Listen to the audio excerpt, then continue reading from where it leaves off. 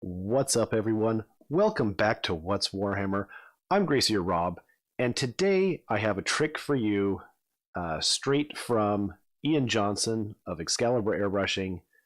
He's my little bro, and when I started airbrushing about 2 years ago, he taught me this amazing trick of how to clean the tip of your airbrush while you're airbrushing without having to slow down and take things apart or do anything.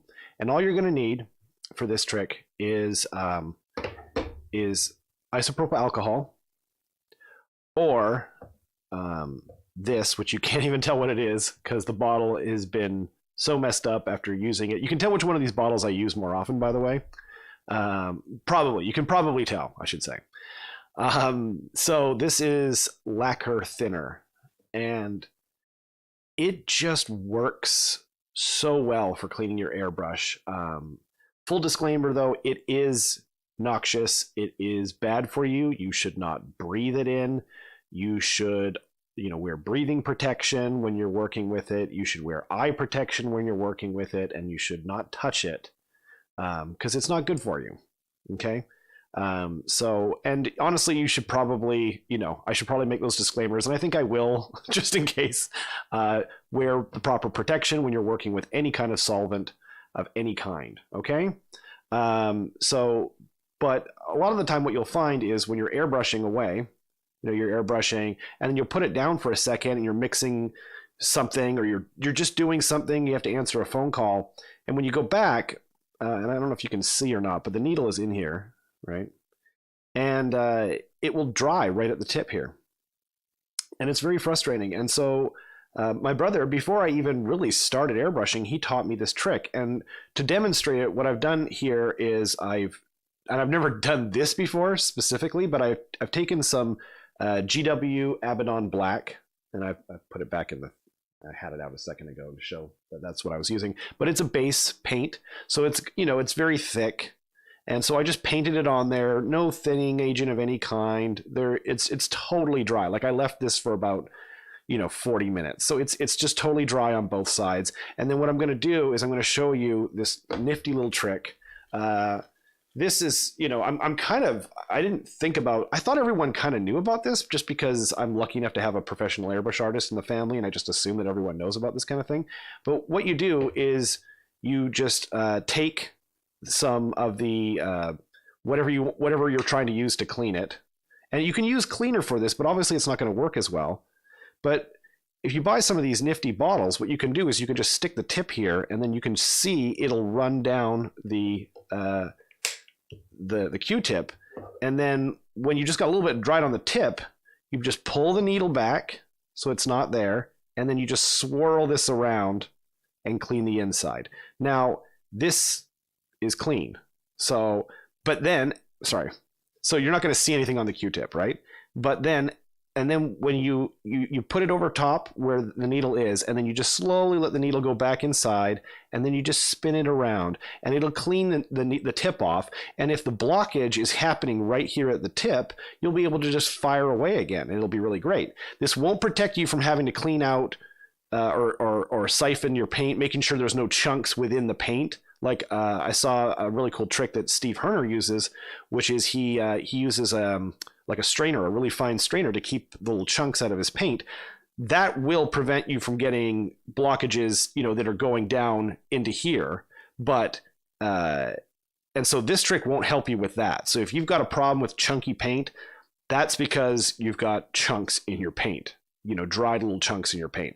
So this will only help you if the blockage is on the very tip here, okay? But to demonstrate how well both of these work, that's why I've painted some really thick paint onto the sides here. Let's see. I can't actually tell if it's going on there or not because I have to keep it farther enough away. I think it's on there. Nope. Yeah, it was barely wet. So I'm just going to get a little more on there. There we go. And I'm just going to rub it on camera here and see if it, there we go. Yeah, I mean, it's even the iso alcohol is cleaning off totally dry paint here. See? I mean, it looks practically like magic. And, you know, the ISO is the safer and easier of the two to use. Okay. So a little bit of rubbing and it took it right off. There's a little bit of a shine on there. So you can just flip your Q-tip around, or whatever brand you're using. I forget the proper name of these things. I can't tell if it's wet again. I'm sorry, people. Like, it has to be far enough away from the mic here. There we go. Yep, see? Comes right off, nice and clean, okay? That was what was left. And now I'll show you the lacquer thinner. And the lacquer thinner, you can't put on plastic, okay? So like, see how I just threw this down here? Like whatever, you can't do that with this stuff, okay? So again, you need to wear protection of all kinds to keep from breathing in the fumes on this stuff, okay? Whenever you're working with it. But this stuff is even stronger. So if you can get away with just using the ISO, I would use the ISO. But this stuff is like, it's like the other, but even stronger, you know? You might not notice a huge difference on camera here, but you will if you start putting it through your airbrush. Okay, I'm gonna put this down on, actually, no, I'm not. I'm gonna finish cleaning it off here. But, well, yeah, sure. I've come this far. So, now, another thing that I need to mention is that you cannot put this lacquer thinner in normal plastic bottles. It will melt the plastic, as I said earlier.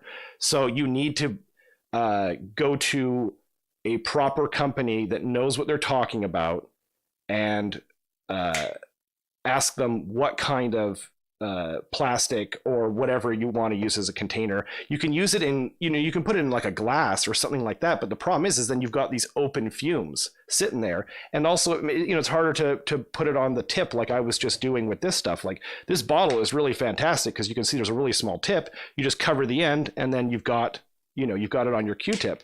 But you can't use normal plastic or it will melt. Okay. So just a couple of quick, you know, tips for cleaning your airbrush on the fly. Both of these things are really great for cleaning the airbrush out as well. But and you know, on the video, I'm noticing that it does, you don't see a huge difference between the two, but when you use it, there actually is a huge difference. But again, I'm sorry for all these, you know, asterisk signs that are sort of in here, but like, you know, the ISO is so much safer to work with. If you can possibly get away with it, I would always use the ISO and then use the lacquer thinner as a backup. So anyway, this is just a quick tip that turned into much longer of a video than I intended, but you know, you got to have those disclaimers in the way because it's just, you know, it's really noxious stuff. So I don't want anyone getting hurt. So I hope you enjoyed this tip. Please, you know, comment or whatever. I love the interaction. That's why I do it. So, you know, if this helped you, let me know. If you have any questions or anything, please let me know. Okay. Thanks, guys.